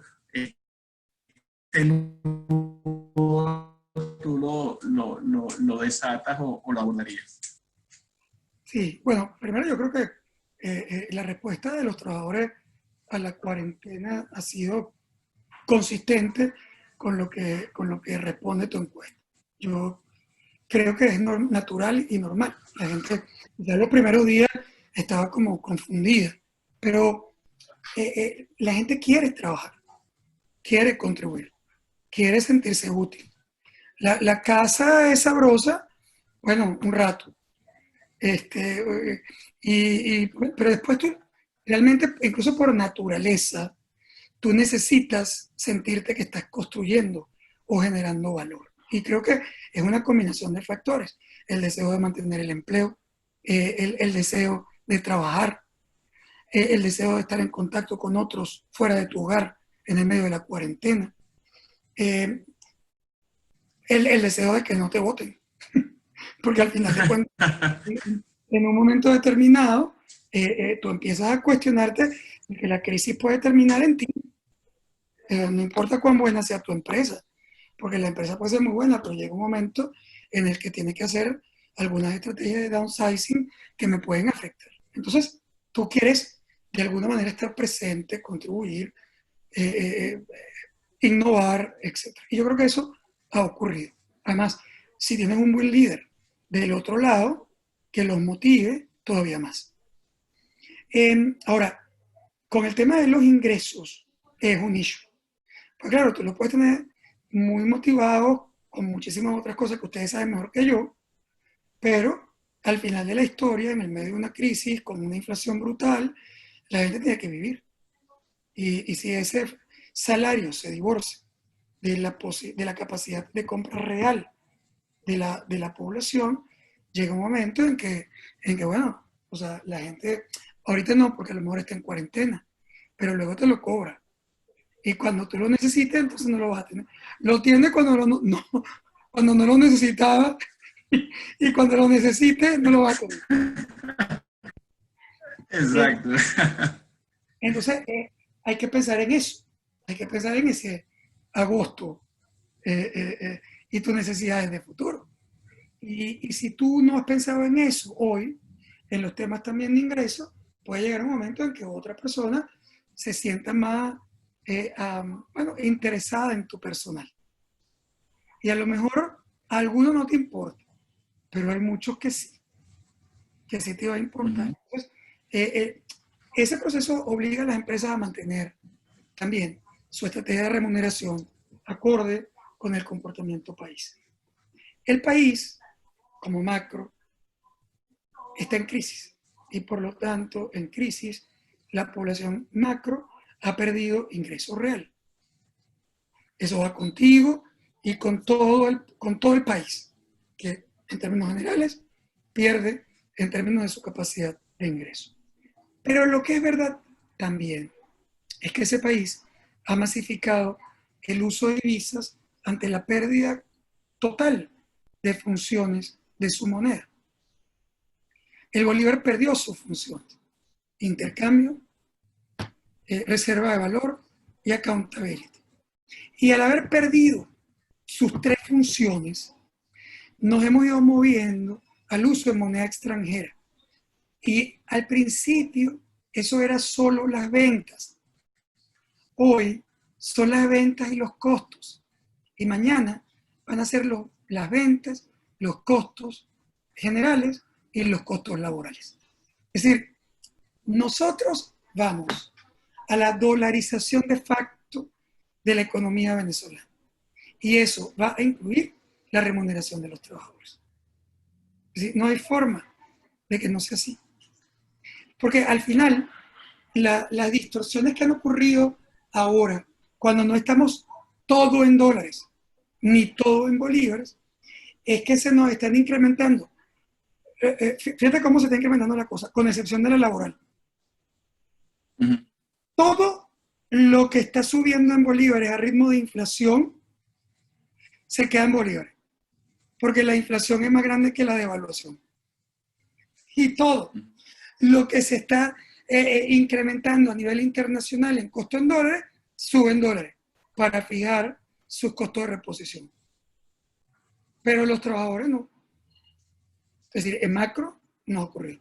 Ha mejorado, hay esfuerzos, las empresas intentan, pero ese no es el macro. En el macro, lo único que ha caído son los costos laborales, en términos reales, quiero decir. O sea, en términos relativos, incluso como porcentaje de los costos totales, es decir, puede haber distorsiones con la pandemia, pero hasta marzo, ese era, digamos, lo que estaba ocurriendo. Lo que indicaba que tú no estabas indexando el costo laboral de manera perfecta en el país. Eso va a cambiar. Quiera o no quiera, con la masificación del uso de divisas, se va a atar al resto o al comportamiento del resto de los costos. Es inevitable.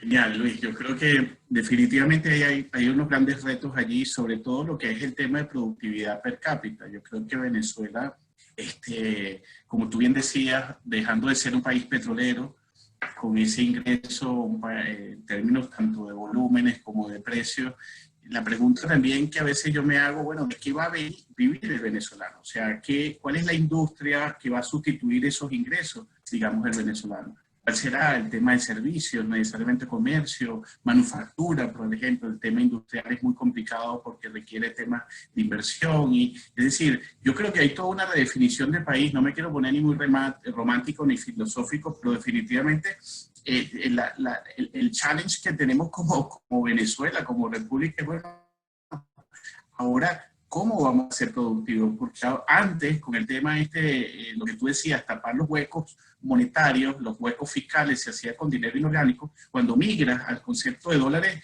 ese hueco no lo puedes tapar si no es con dólares de verdad. Y eso es producción, eso es más valor, cosas que realmente tú logres efectivamente tener más, producir más, eventualmente tener valores distintos. Y yo creo que eso es uno de los retos que tiene como país, no solo en el corto, sino en el mediano y largo plazo, independientemente del tema político, lo que es la productividad como nación, como república y también como empresa. O sea, en tu empresa y en nuestras empresas, definitivamente el valor, digamos, de ingreso por unidad de trabajo, esa ecuación está cambiando y tiene que cambiar y bueno, habría que ver si el mercado lo permite o cómo hacemos para digamos, adecuarlo. Entonces, me encanta que lo hayas comentado porque definitivamente, y de hecho resalto acá en la encuesta este ítem, que forma parte de las estrategias de cara a las empresas abordar un poco más de satisfacción con los trabajadores, y es el concepto de pago por productividad. Tratar de mantener los costos fijos a raya y eventualmente compartir beneficios o digamos elementos comerciales o de venta con los ingresos de los trabajadores, siempre y cuando el negocio le vaya bien. Ahora, algo que a ti te gusta mucho es el tema del retorno, ¿no?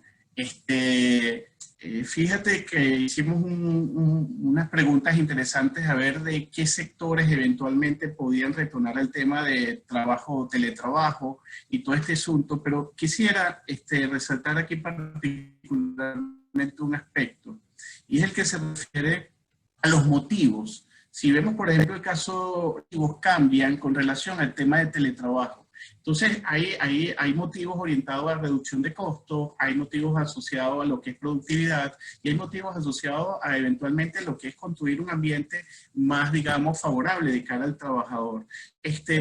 Cuéntame, eventualmente, más allá de, digamos, la propensión que tiene cada uno de estos sectores al tema del teletrabajo, estas motivaciones, porque yo en lo particularmente siento que no hemos tenido toda la claridad con relación a las posibilidades y la oportunidad de un reconstruir o una nueva o una reformulación empresarial. Entonces, cuando veo estos motivos es mantener satisfacción del trabajador, balance vida y trabajo, algunos costos, y no veo el concepto de productividad, de optimización, digamos, de versatilidad en el concepto de trabajo. Ahí veo que hay unas oportunidades. ¿Cómo tú orientarías un poco que las empresas en esta situación conceptualicen y evalúen esto como una oportunidad o las posibilidades que esto trae de cara justamente en una Venezuela tan comprometida a hacer esto como incluso una ventaja de negocio en las condiciones actuales?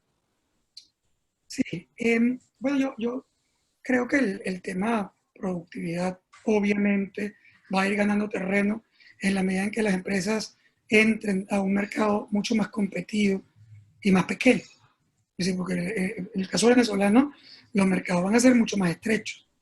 Son hoy más estrechos y te obligan a ser competitivo, no solo contra tu competidor local, sino especialmente contra las importaciones. Porque antes competías con otro gordito. Es decir, tú ibas a correr 100 metros planos, Pero el otro corredor era otro tipo que, bueno, que no tenía agua, que no tenía luz, que no tenía... O sea, entonces estábamos compitiendo más o menos en igualdad de condiciones. Pero, ¿qué es lo que creció en el año 2019 en Venezuela? Las importaciones. Es decir, aquí lo que creció no fue un crecimiento brutal de la industria manufacturera local. Es decir, lo que creció es comercio y servicios que se vinieron arriba con exoneraciones de impuestos de importación y con una super sobrevaluación cambiaria. Entonces, con la sobrevaluación cambiaria, tú podías conseguir una lata de refresco importada al mismo precio o más barata que una lata de refresco local o un litro de leche. Se conseguía la leche importada más barata que la leche local. ¿Por qué? No era que el empresario local estaba especulando. No, eso no era el tema. A lo mejor, eso sí, no era competitivo y productivo porque el entorno y los retos y presiones internas tampoco eran suficientemente grandes. Pero ¿qué pasaba? Pasaba que te habías quedado con 60%, 70% de capacidad ociosa. Pasaba que los costos de la capacidad ociosa se la tenías que cargar según tu gerente financiero al precio de la mercancía que produjiste. Entonces, si produjiste 30%, el otro 70% de los costos fijos se los clavaste al 30% de lo que pudiste producir para vender en el mercado, para poder mantener la empresa completa andando, pero solo con 30% de la producción. Entonces, ¿qué pasaba con los precios? Al principio no importaba, porque como no había, lo que tú sacaras del mercado lo vendías al precio que fuera. Y competías contra los bachaqueros cómodamente. Pero después estabas compitiendo contra un importador que no tenía costo hundido, que no tenía capacidad ociosa y que estaba además comprando dólares baratos con sobrevaluación cambiaria. Bueno, cuando ese bicho entró, se revoluciona el mercado. ¿Por qué? Porque empieza a competir contigo en precios, con productos que en la mente de la población son productos buenos, incluso con marcas clásicas.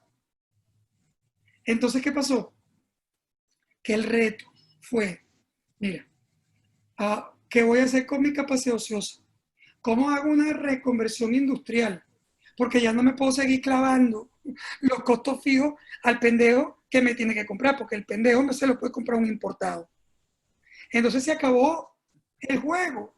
Es decir, ahora yo tengo que ser competitivo o no existo, punto. Como dicen los americanos, period.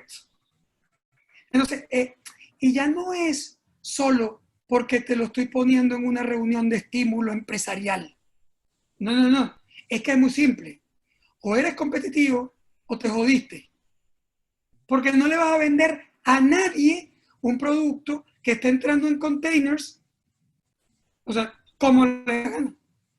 ¿A cuántos van a quedar? Que el país no es competitivo. Bueno, no es. Pero bueno, también tiene una ventaja de estar aquí. De transporte, de cercanía, de flexibilidad, de impuestos, que no tiene el otro. Entonces tendrás que hacer tu mapa para entender en qué basar tu estrategia para ser competitivo. Y eso significa replantearte completo tu búsqueda de productividad. Por cierto, en un mercado que va a ser de nichos. Es decir, que eso te da una ventaja. Es un mercado de nichos, no es un mercado, en muy pocas cosas va a ser mercado masivo. Son mercados de nichos, porque ese es el mercado que te va a quedar en una economía como la venezolana, que tiene plata, mosca, porque va a seguir teniendo, digamos, a lo mejor no la comparas con Perú, con Colombia o con Argentina, pero sí la comparas con cualquiera de los mercados activos de Centroamérica y el Caribe. Suena horrible decirlo, pero todos ustedes transnacionales están ahí también. Entonces, ¿por qué no es que no va hasta aquí? Lo que pasa es que tienes que plantearte que es un mercado distinto, más chiquito, diferente, retador. Mira, Luis, eso que está diciendo es tan cierto, que de hecho hablando con los empresarios, a veces me dicen, coño, pero yo estuve aguantando estos 20 años, ¿quién me reconoce esos 20 años que yo estuve aquí? Van a decir como María, para una ayudadita en esta... A lo mejor te dan una placa en Conindustria. Y realmente, y esos 20 años, bienvenidos. Pero hasta ahí, no tiene más nada. O sea, entonces, claro, el gran desafío de esto, Luis, es así personal. Hay que entender y chuparse este limón, digamos, de eso y decir, mira, es duro, es ácido, pero supone que todo eso, los éxitos pasados, no nos garantiza un éxito futuro. Y bueno, y nos toca reinventarnos y echar para adelante. Fíjate que un poco para finalizar el parte del trabajo de teletrabajo, es interesante que hay una distinción de que hay empresas que se están queriendo ir, digamos, a llevar a modalidad de teletrabajo a grupos, a roles, a áreas funcionales completas, y sobre todo las grandes están yendo a un híbrido, donde están yendo hacia algunos roles, algunas funciones, pero también a personas específicas. Fíjate ahora este rollo que hay con el homeschooling, ¿no? La persona quiere volver, pero tengo los chamos, digamos, en edad escolar, ¿cómo los ayudo? ¿Cómo hago para de alguna manera ir adelante con eso? Y bueno, plantea un reto distinto, pero bueno, es lo que tocó y es lo que estamos viendo ahora. Ahora, Luis, poquito a poco ya acercando al final, les comparto un poco a la audiencia de que esta información a las empresas participantes van a tener su presentación, de hecho van a tener información de lo que son los resultados de manera digital, también incluso los simuladores para que puedan hacer cruces sectoriales, tamaños empresariales, eso va a estar a mano, pero hoy particularmente quise darle muchísimo más cabida a la interpretación de Luis Vicente con relación a lo que es el entorno y las implicaciones que tiene el tema empresarial.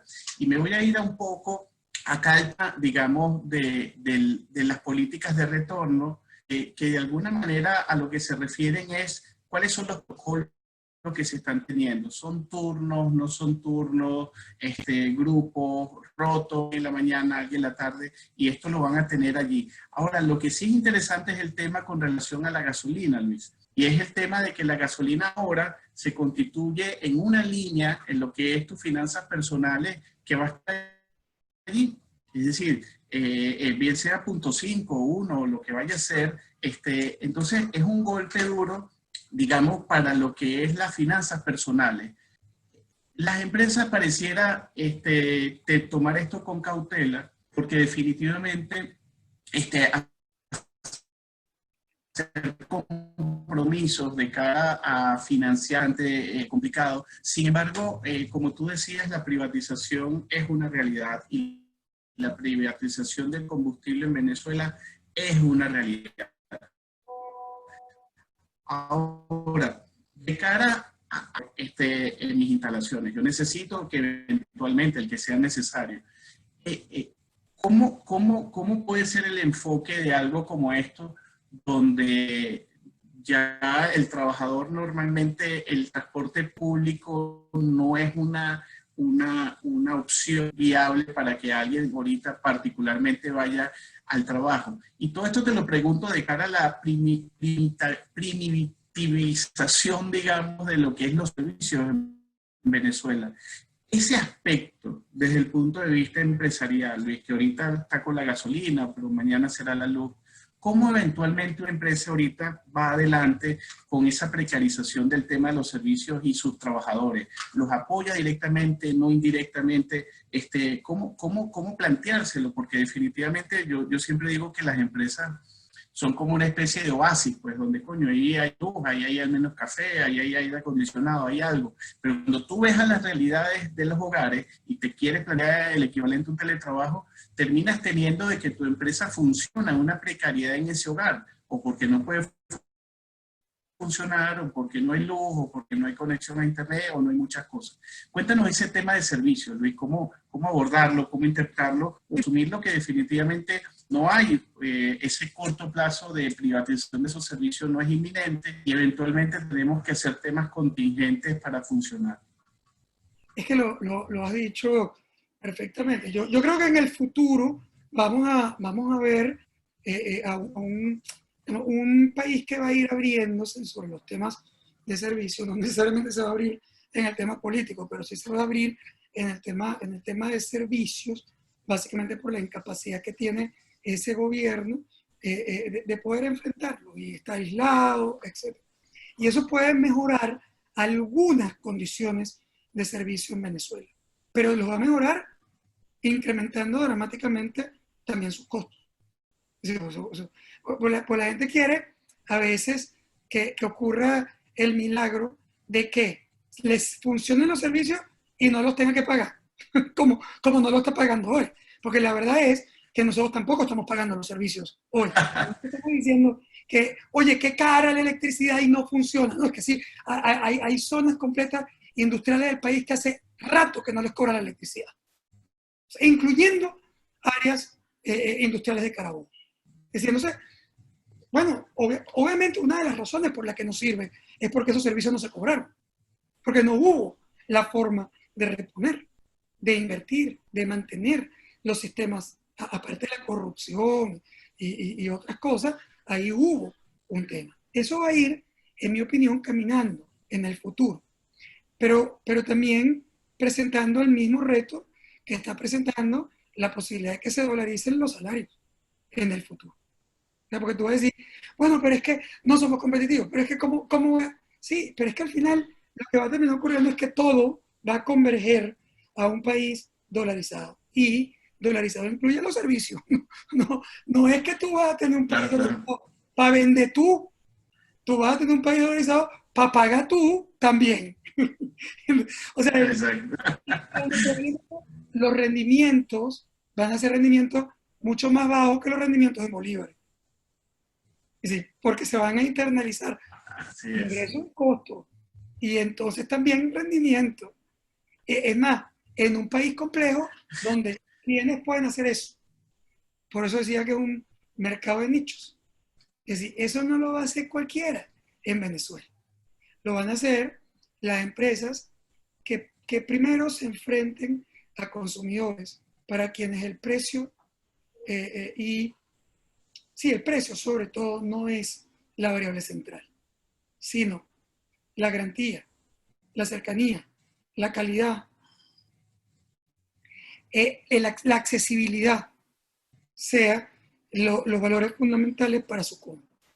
Y eso es 35-40% de la población que puede participar en esos mercados, que tienen acceso a divisas, pero puede representar 60% del volumen. O sea, puede representar una parte muy importante del volumen de ventas totales, pero en una población que es de nicho, 35-40% nomás.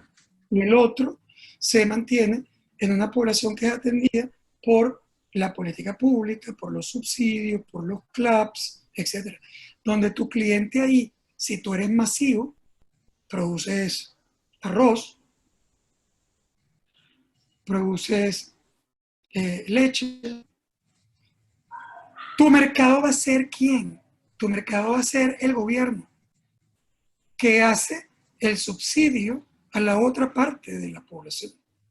Tú decides si tú quieres trabajar ahí o no, cómo se puede trabajar ahí o no, qué cosas, eso es otra historia.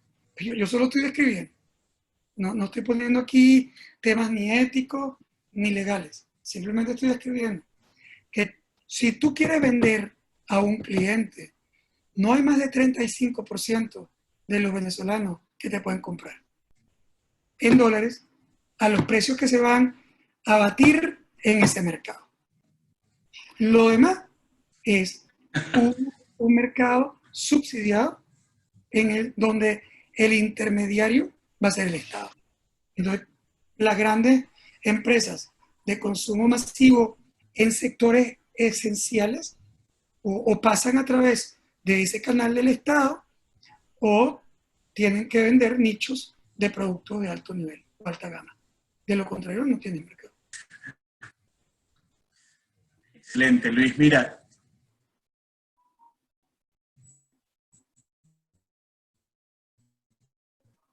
Y para terminar, voy a ver un poco tu opinión escrita, tus reflexiones. Y una de las cosas que a mí me ha quedado siempre presente es el concepto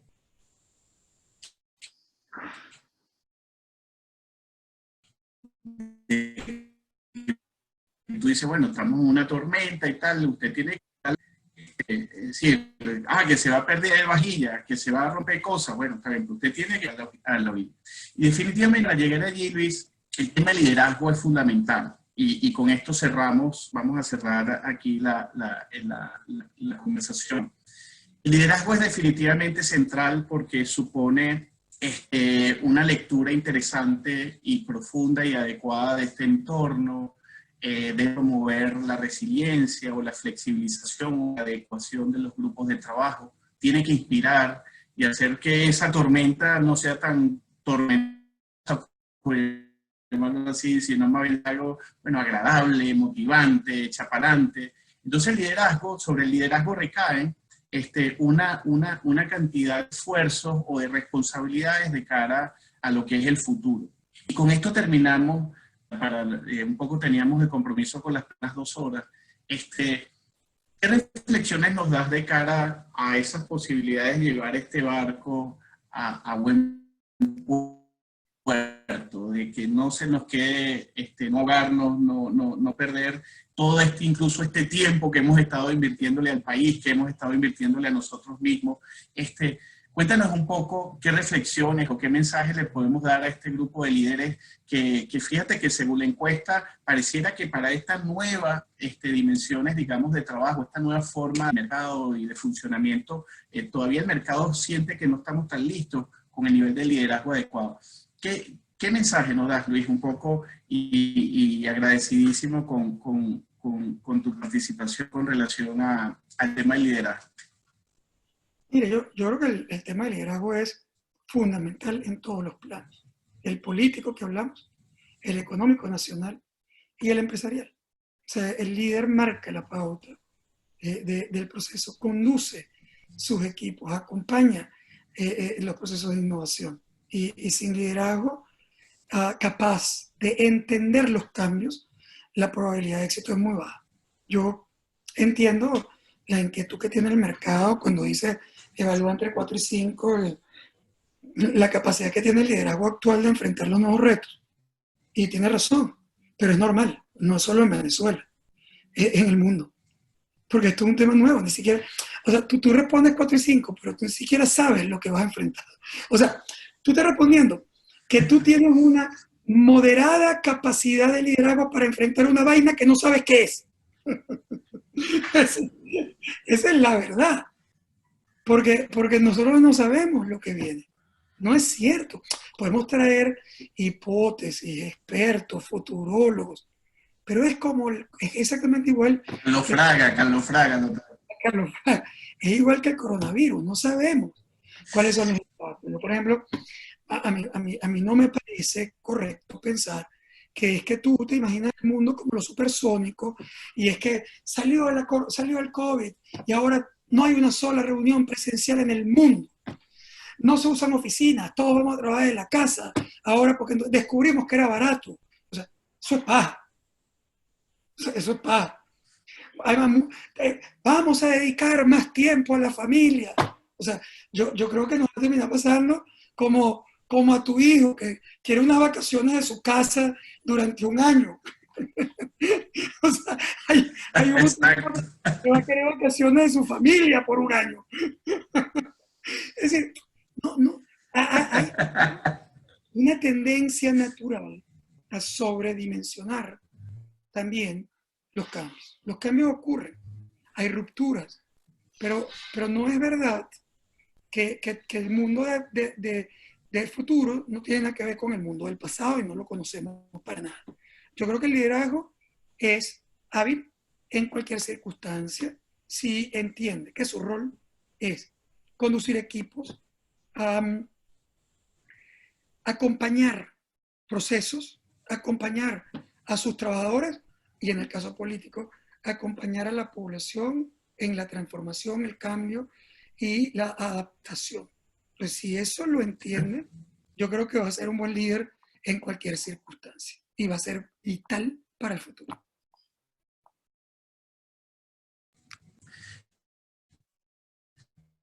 Genial.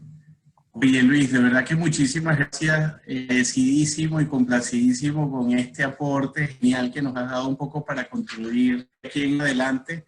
De verdad, bueno, muy contento y de verdad que valoro mucho tu aporte, sobre todo. Yo sé que detrás de la figura de Luis Vicente hay mucha crítica. A veces dicen, bueno, pero es que ¿de dónde será el hecho como, ¿sabes? Un camaleón, siempre es que tiene muy consistente con opiniones que en relación a lo que pasa en el país y la realidad. Y yo sí creo que como gerentes tenemos que pisar firme, entender bien las realidades para sobre esa base planificar y administrar a futuro.